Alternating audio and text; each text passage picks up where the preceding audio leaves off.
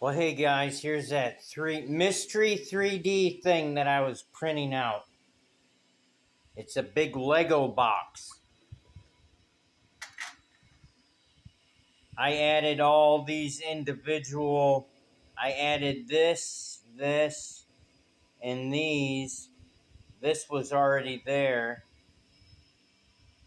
but I added all these so I can put all my electrical connectors in and stuff.